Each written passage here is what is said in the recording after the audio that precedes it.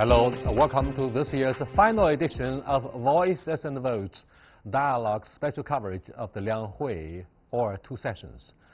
Chinese Premier Li Keqiang promised to cut tax and fees further, together with administrative streamlining and impartial regulation at the press conference with domestic and foreign journalists, as the government outlines its determination to counter downward economic pressure.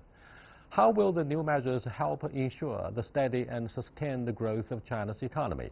How is the market evolving for foreign enterprises in China, and how does the Premier see China's relations with the US and the EU? To discuss these issues and more, I'm very happy to be joined in the studio by Wang Huiyao, President of the Center for China and Globalization, and Jimmy A. Flocruz, Professor at Peking University and former CNN Beijing Bureau Chief. That's our topic. This is Dialogue. I'm Yang Rui.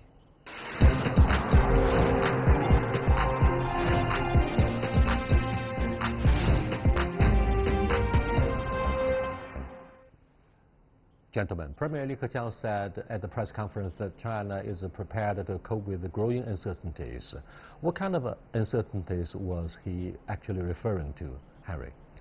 Well, I think that Premier Li Keqiang actually did excellently today at a press conference, and I think he was referring to the economic downward pressure. I mean, as the oldest major world economic forecaster like IMF has lowered world economic growth. And also, as we can see, 2018 there's a lot of things happened, of course, particularly the friction between China and the US on the trade side. So there's a lot of confidence, a lot of slowing down, and also world economy as a whole, I mean, after that has been affected. So there's a downward pressure there.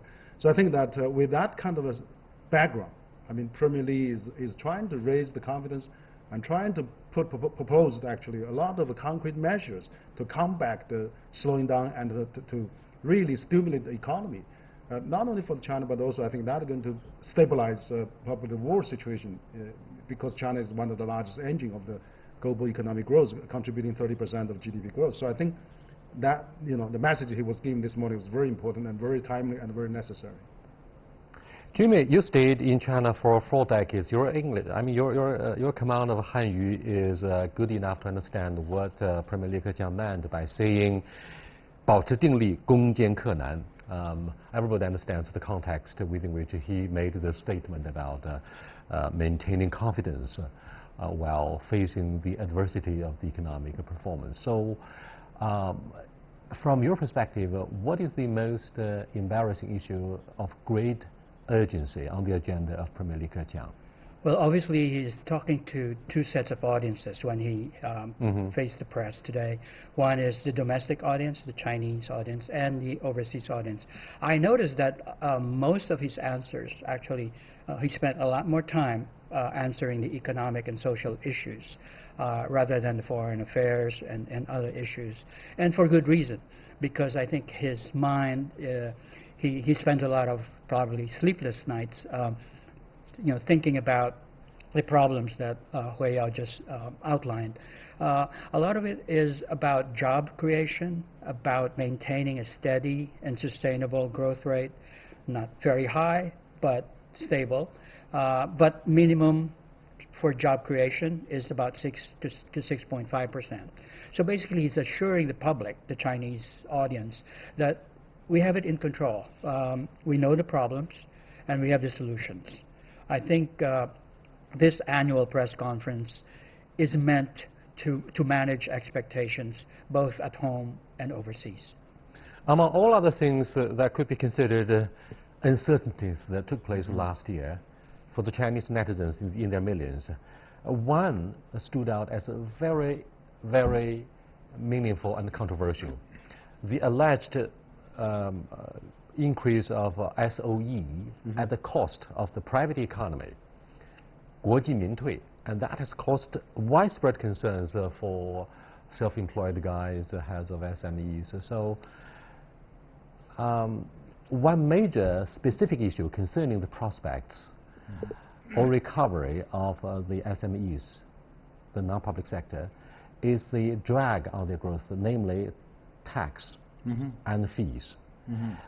As the very first question raised by the media at the press conference, journalists were talking about tax reduction and similarly how to reduce fees to reduce the drag on the non-public economy. So are you hopeful that this will help? No, I think that Premier Li did very well in actually addressing this kind of a concern. It was actually, you're right, I mean, since last year, probably even longer, that the state SOE are getting stronger and SME are getting weak and smaller. But that has been realized by I think by Premier Li and of course by the top leaders in the government as well. You see that Premier Li has proposed very concrete measures. I was sitting at when he delivered the working report at the NPC opening sections. He promised that the government would cut down the value-added tax from 16% to 13%, 3% down, and then he's giving another 2 trillion yuan of cut in the fees for the enterprises. So I think also you can see from a number of ministerial news conference as well. They will all emphasize we should stimulate SME, we should provide more loans, like President of People's Bank of China, Yi Gang said, and also all the other ministers all emphasize. I think that become a theme of this year's conference is that how can we get more tax benefit? How can we relax the control? How can we give them more confidence? How can we stimulate SME to be the backbone of this economy? After all, we have over 100 million economic entities of China, which is the largest in the world, and then probably even 95% of that are SMEs. So it's very natural. I think it's really great that the leaders realize now SME is so important, so vital, and that's what I said. Let market play the vital role, as Premier said today. Let market save the confidence. In fact, foreign media, particularly those in the West, raised the same question as to why we can't simply go back to the spirit of the 13th plenary session of the 18th National Congress of the CPC, which was about letting the market play decisive role in allocating resources. And in fact, players from foreign ventures or the homegrown enterprises share the same concerns. The market has not been brought into full play. Yeah. Do you share the same grievances? I heard a lot more about sympathy for support for the SMEs, the private sector, this time than in the past. I think it was obvious in the work report of the Prime Minister and in the press conference today. I think that it was the signal he made was very clear that let the market be the main decider of allocation of growth, but also, I mean, SOEs will be important in China. Let's face that. It's Chinese characteristics, right?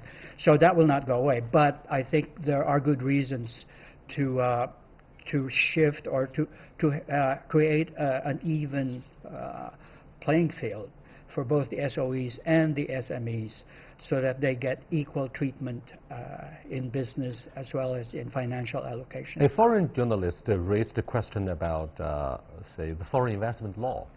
That was, of course, adopted as expected by deputies of the NPC towards the end of this annual session. But this journalist said questions remain about the ability on the Chinese side to execute fully all of the articles, some of which may still have some ambiguity, room for interpretations, and therefore that lays the groundwork for the questionable execution. So what do you think of the feasibility of carrying out the foreign investment law?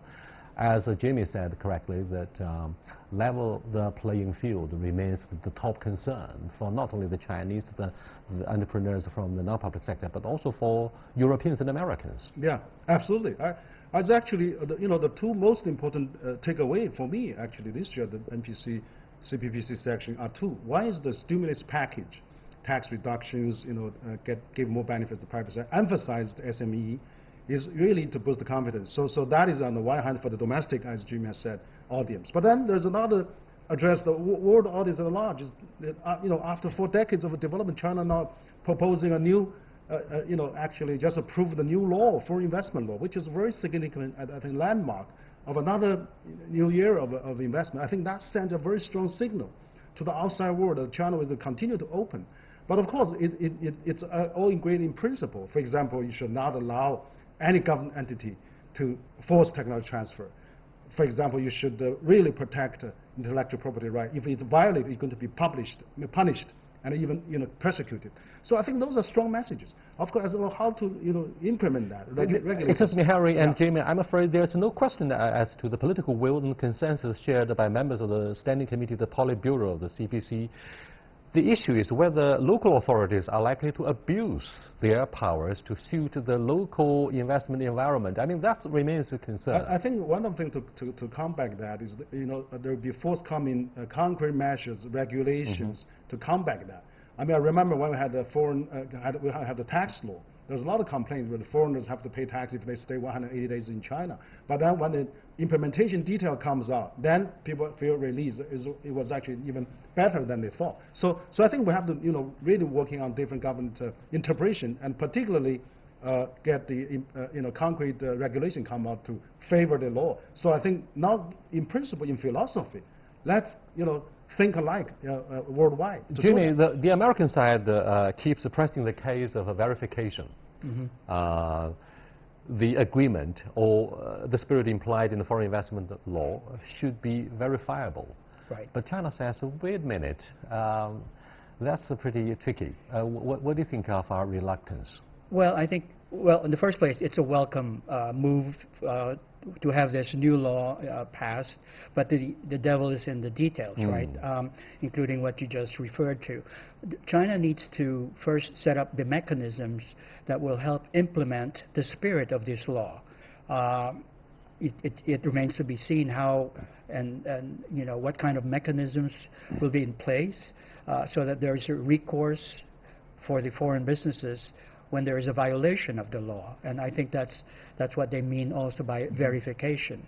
The key is the law is general enough to make it acceptable for China and the foreign businesses, but it also needs to be implemented so that the whole idea of having this law will serve the purpose of enticing more foreign investment into China. In the end, that's what China wants, and that's what this law is supposed to do. No one questions the almighty role and the strength of the central government at this moment. And therefore, the role of the government in its relationship with the market has become pretty questionable. We've been discussing this on the program. So what should be done to build up confidence and expectations, Chinese and foreign alike, about the reasonable role that the government plays? Well, I think there's two fronts. Maybe internally, domestically, we should really make sure that SME are really get a fair share and fair treatment.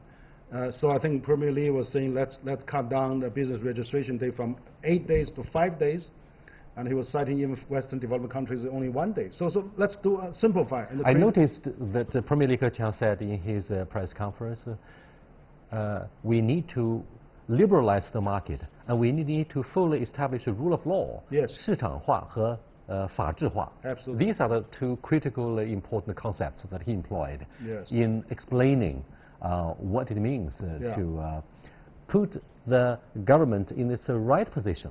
Yeah. Right.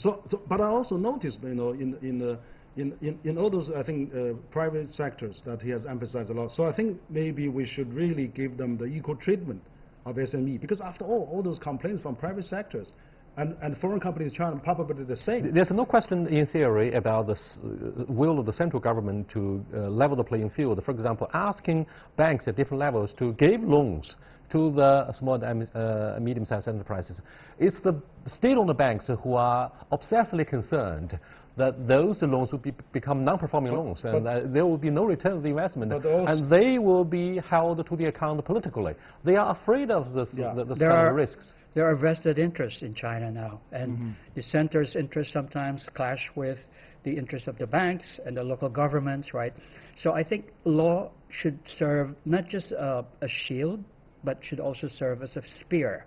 In other words, it's a shield that the foreign businesses and local business can use to protect its interests, but they also be able to use the law as a spear, meaning to to file lawsuits if they are violated. And that's why I mean by China needing to have a mechanism as a recourse for people to use the law as a spear to get back. And China should also show that they are willing to punish the violators of this law. But even for domestic, I mean, the market access for SME to some monopolizers of the state SOEs should be liberalized as well. So that is not an issue just for foreign company, even for the domestic company. So I think that could be another area in addition to the loan problem. So I think, and also let the foreign banks come in. If SOE bank doesn't want to lend them, the foreign banks may be doing that. So if you get all the market players play its role, then Chinese economy will balance. But I think the other most important thing for the international audience is foreign investment law. So that is, as I think, as Jimmy said, is still in principle. But let's keep the right spirit. Let's openly applaud for that. I think we can see how fast the changing of the sentiment. I mean, I was watching the television and everybody was saying how good this law is. So it's right. So let's put the implementation into that to really live up to the law. Another major part of the audience that Premier Li Keqiang was talking to actually cover the sizable population of farmers and the migrant workers, right? And also the so-called disadvantaged groups of the society at large. For example, those 400 million people who have the problem of high blood pressure disease. Medical care. And the drugs got to be reasonable enough. I mean, the prices of the drugs got to be reasonable enough. So the pharmaceutical industry come under huge pressure to really lower the threshold and to import good drugs from India and other Western countries at a reasonable price without imposing high tariffs. So what do you think of this opportunity for overseas pharmaceutical companies, and how do you define the future for Chinese patients?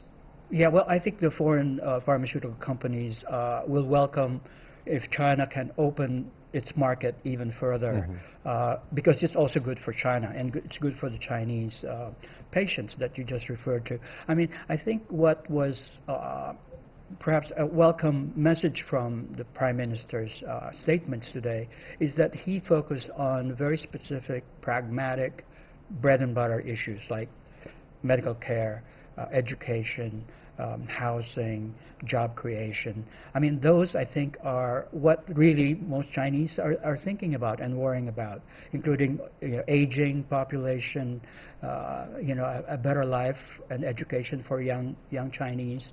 I think that it's one of the segments of today's press conference that resonate to most Chinese. And he said up to 11 million jobs would have to be created this year alone in 2019. So I mean, that's a lot. It's a for China. It remains a chronic issue. Yes. It's the population of a medium-sized country, right? Yes. Absolutely. You have 8.3 million college graduates, every year. Now it's the largest ever. And then you have 11 million new jobs, and the 30 million coming to the cities, leave the rural area. So for China, it's really, I think that this time we had a very concrete, pragmatic, and also, thinking of the big quality and qualitative growth. So you see a big shift of paradigm from the speed up of everything, infrastructure, massive infrastructure, now to more qualitative, people's livelihood, which is a great shift. I think that's where there's, bright spot. And he also mentioned that, I mean, China could take the monetary or fiscal solutions, which probably would have been easier, but he also realized, that, or he said that they will have unintended consequences. Right. So China will not do that, and instead will let the market grow and make up for the in fact, quite a few years ago, you're very familiar with Long Yongtu because he's the head of CCG. He said many years ago, by the way, he's the chief negotiator of the Chinese government about the entry of China into the WTO. And he said, and he warned the listeners and netizens alike that China should not reduce the size of a real economy because we have to depend on the real economy for full employment. Though at the cost of environmental conditions, China has to be very careful about real economy to guarantee job opportunities. At the same time, in the more prosperous coastal areas of China, such as Guangdong, Fujian, you have the successful stories about transformation of family-based businesses. from labor-intensive to technology and capital-intensive businesses. But in most of eastern China, northern China, that's not the case. And therefore, when you look at the prospects for the job market, how do you look at the relationship between the transformation and relying on the traditional real economy? No, I think the situation has changed quite a lot. You know, now we have this digital economy coming up. There's 1 billion smartphone users in China. We have, you know, now you can go everywhere in 5-6 hours at speed train. So the parameters and the infrastructure has all changed. So I think this kind of economy is generated from the largest manufacturing country to the largest market of the world. China presents a huge opportunity not only for the people of China but also the world. So I think that's why, you know, we have to do all those you know, fundamental changes, like what has simplified symbolically by this Congress, that stimulate domestic economy, let foreigners come in, probably even further to give more international companies confidence that maybe China could join CPTPP, you know, aim at the higher standards, and also probably join the GPA procurement agreement at the WTO. So I think there's many things that China can do probably, and to assure the world that China is fast coming and you know, continue to open.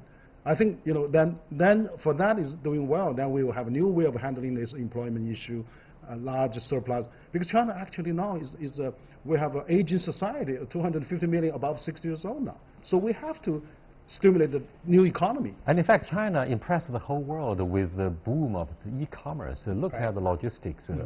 Young people in their millions have been employed to deliver you know, consumers anytime, around the clock. Dramatic, 7/24. But at the same time, I think it's an acknowledgement that development in China is uneven. So what works well in Guangdong, you know, on the eastern seaboard of China, may not really work well in the western part. And so what you need is both the real economy and the virtual economy coexisting and thriving in this ecosystem that's huge but also very vibrant. Let's take a quick look at issues on foreign relations and diplomacy. U.S.-China relations, of course, remains a prime concern. However, I wonder if you noticed State Councilor and Foreign Minister Wang Yi's press conference. Instead of prioritizing our relationship with Washington, he first of all talked about the first visit that President Xi Jinping would make in Europe. Yes. And Italy is the first stop, which is one of the EU countries that is in fact the first country to sign the Memorandum of Understanding concerning BRI. Right. So what do you think of our relationship with the European Union and the United States and China in the context of, say, Boeing 737 MAX 8? Do you think we're going to play anything to rebalance our relationship with the EU and China and the United States? No, I think European Union is absolutely very important. I mean, that's why President Xi is paying a first visit this year to Italy and France. And then I know that even in France, China and France are going to have a global governance conference there. But I think it's very important that China and the European get along well. European is a pioneer of globalization. They have a union of regional globalization, which is already realized, even though they may have a brief exit. But I think, you know, that being European and China are the largest market of each other, I think that you know, like there's a lot of things China has in common with EU, like on WTO reform, on liberalization and multilateralism. Yeah, multilateralism first and foremost are the two most important things. So I think I was at the Munich Security Conference. I see how Angela Merkel is so angry about U.S. unilateralism, even that Mercedes, you know, German car manufacturer in the U.S. could be a security issue. The case in point is Huawei between the two sides across the Atlantic Ocean. Yeah. Right. Well, it makes sense that Europe at this point is the first stop, because the China's relations with the U.S. is still in a state of flux, right? There's a negotiation going on. There are many issues on the table, and in the next few weeks, they probably won't be resolved.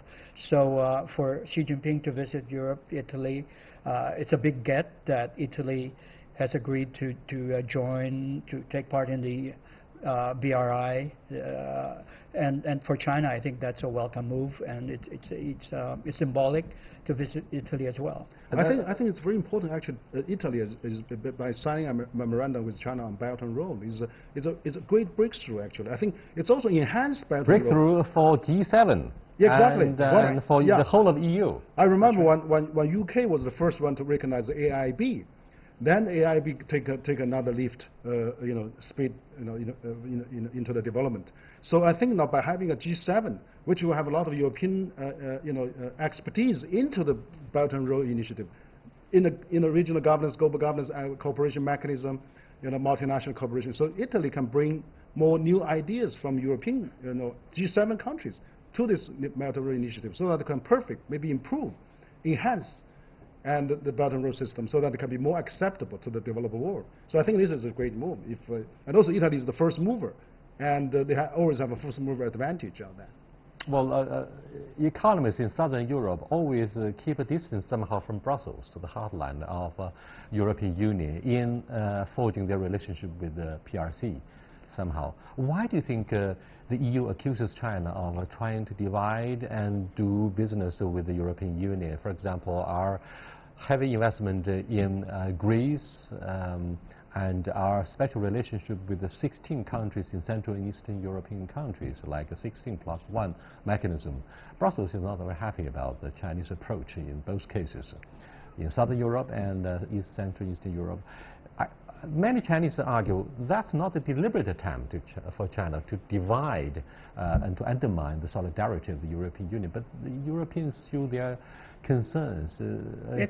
It's not a monolith, and I mean that's the reason why different countries of the different members of the EU have their own vested interests or national interest to protect, and that is why, I mean, whether it's a conspiracy or not, they may tend to view that China is driving a wedge among themselves. But it's in this age of multilateralism, China needs to show the way that it's a big multilateral. The last question, excuse me, Jimmy and Harry, is very much about the regional integration of the Bay Area, Hong Kong, Macau, and the mainland. It seems Taiwan has been left marginalized under the leadership of Tsai Ing-wen, the pro-secession woman of DPP in the island.